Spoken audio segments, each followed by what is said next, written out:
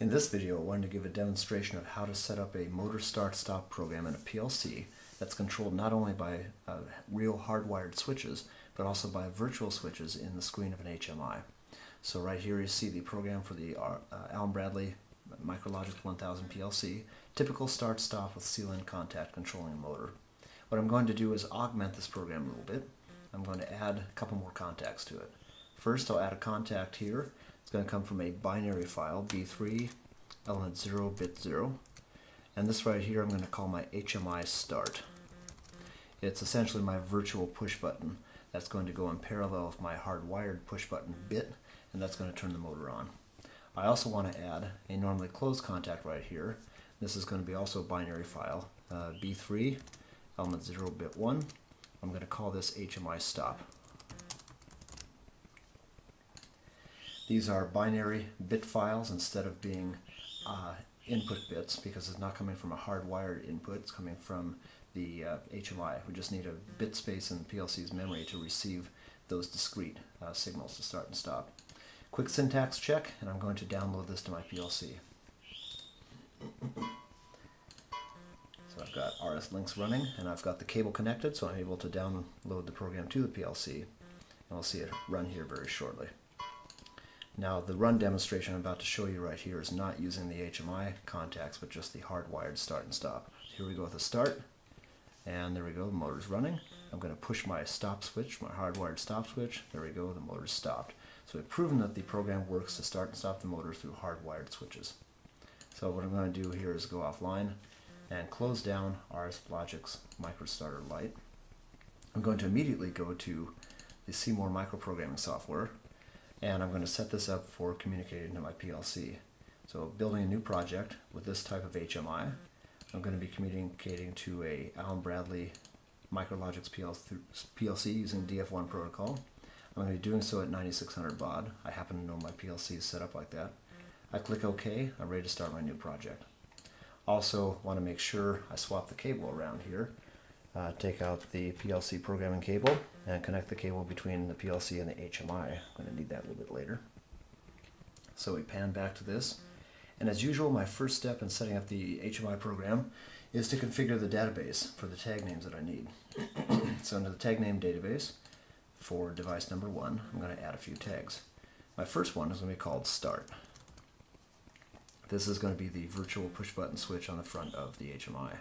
This is going to go into memory address B, file number 3, element 0, bit 0, corresponding to the bit that I put in the PLC programming for the HMI start button. This next one is going to be stop. It's also a discrete memory type, binary type file, file number 3, element 0, bit number 1. Again, corresponding to the contacts I put into the program. So we've got some tag names here, start and stop. They're both discrete, going to those addresses. I'm also going to add another tag name here showing me when my motor is running. And I'll call this motor run. This is also going to be a discrete tag, and it's going to come from output memory type. Output, there we go, file 0, element 0, bit number 0, which happens to be my motor. I'm going to add that in there, close it out, and there's my completed tag name database. So now it's time to start putting objects on the screen. I'm going to put a switch up here first. I'll go over here, pick a suitable switch, move this over here. This is going to be my start switch. I'm going to link it to the tag name called start. I want it to be a momentary switch, like that. And the label on it, I'm going to give it a name called start.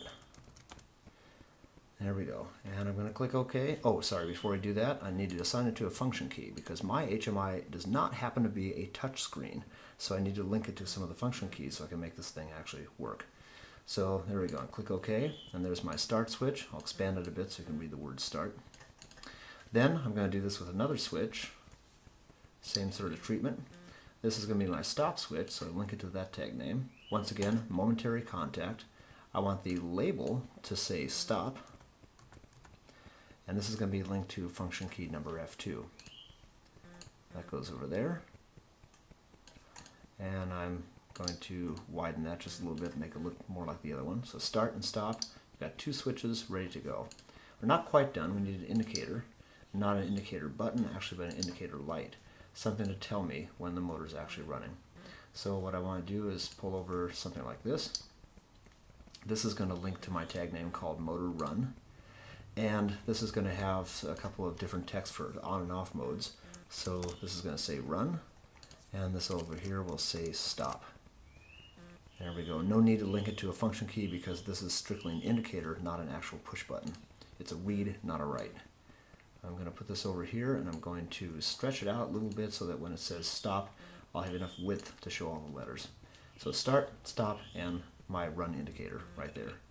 So now I'm ready to send the project to the panel. I'll save the file. There we go. And then I want to transfer to the HMI panel.